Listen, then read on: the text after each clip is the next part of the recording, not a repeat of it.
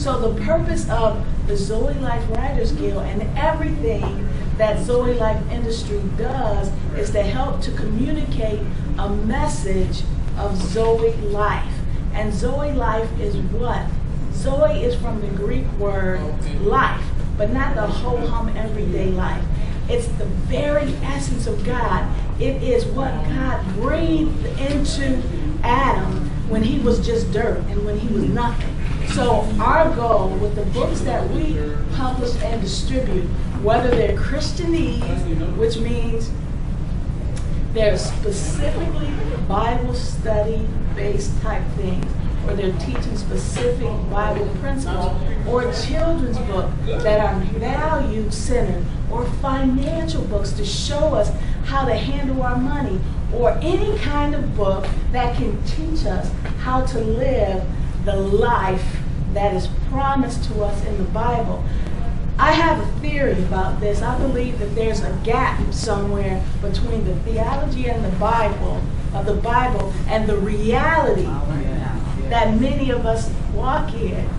I'm smiling because most of you guys know I've been really sick. And I hear this one preacher say all the time, I feel my health. It's here. I feel kind of good right now. Amen. I was a little bit concerned, but I wasn't consumed.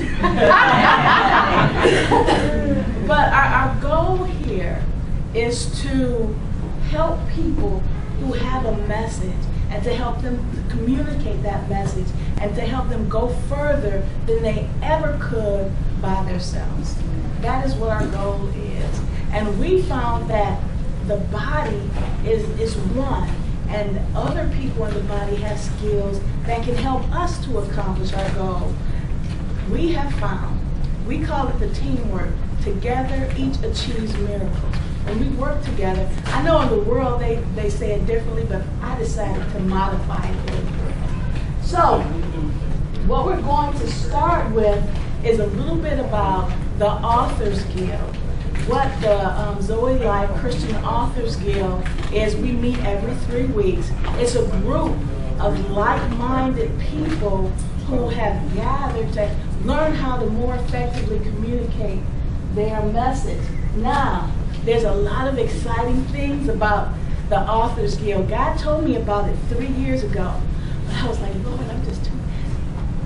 And then he brought it back to me this year and said, do it now. I didn't ask. It was a commandment, do it now. So I said, yes, sir. And it kind of helped.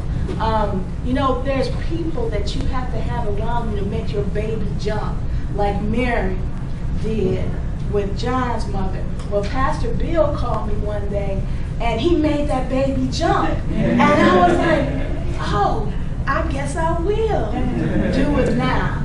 And so that's what we're here for. Now, let me tell you about the Authors Guild. I'm so excited about that. We tell our authors the first thing you have to do when you're becoming a successful author is to become known. What's the difference between authors who sell hundreds of thousands and millions of books and authors who sell 12? They're known. They have something called a platform. But authors don't know how to build that because it's not a natural thing. Christians have a tendency not to proclaim themselves. I'm going to teach you a Greek word. I want you to repeat it after me. Caruso. Caruso. Caruso means to preach, to proclaim, to publish. Every time you hear the word preach, you hear all three. Those are all three meanings there. Every time you hear the word proclaim, all three meanings are there.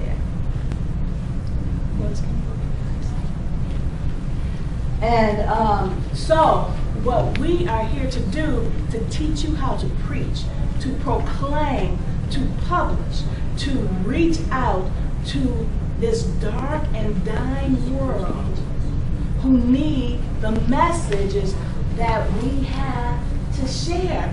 Because did you know that most authors never, ever share their message? 90% of the people who have a message is in their drawer, it's in their box, it's in their computer, it's in their binder. My second author I ever had, he wrote probably 25 stories when he was about 40. When he finally got to me, he was 75. And it was his wife who snuck his book to me. And then I had to look through I don't know how many stories to get to this one. And this particular book was called Lazy Squirrel Has a Change of Heart. It was initially called The Conversion of Lazy Squirrel. But we wanted the book to go deeper and go further than he had in his mind initially.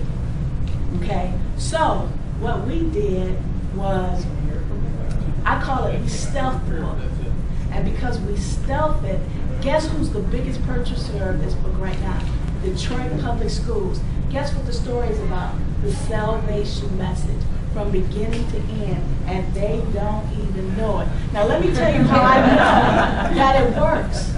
Okay? Let me tell you how I know. We were giving them away because they weren't buying them. So what do you do when somebody doesn't buy your work? You sow seed, right?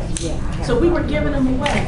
And middle school called me and said, Sabrina, I don't know what it is about this book, but I need one for every classroom.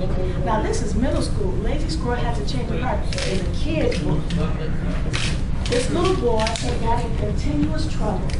Continuous trouble. They didn't know what to do with him. I call him a hard leg. You don't want to call him a bad boy. He was just difficult for grown-ups to deal with. Well, they didn't know what else to do. They gave him Lazy Squirrel Had a Change of Heart. The book doesn't say Jesus once, but it talks about, and it's prayed over diligently, and it talks about the process of good and evil and the things you're supposed to do with your life and to become a brand new person. Okay?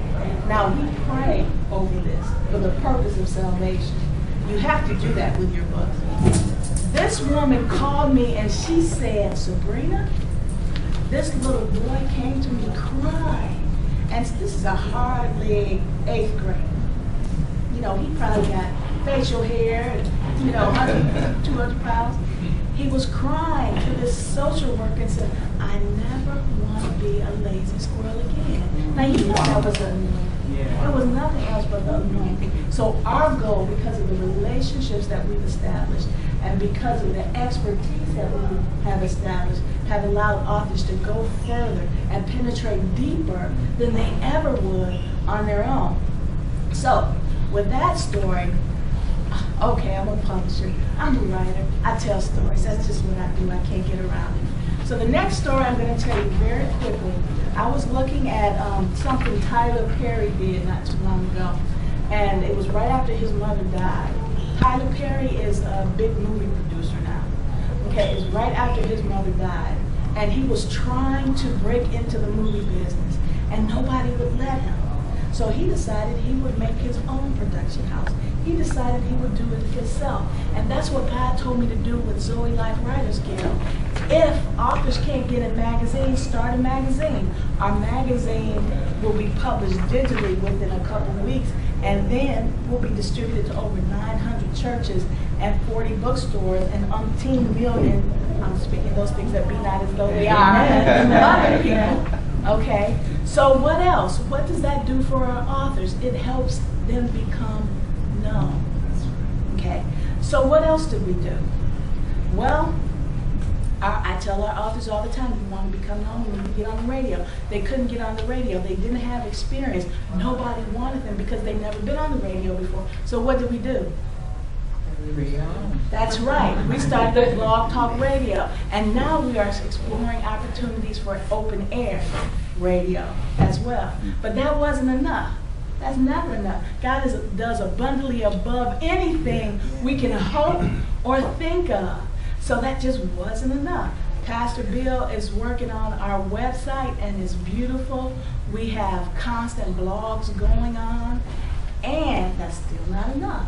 What else did we decide to do? We decided to have a television program because our authors, I told them, you need to become known. You need to be on television. You need to be in front of hundreds, thousands, tens of thousands of people.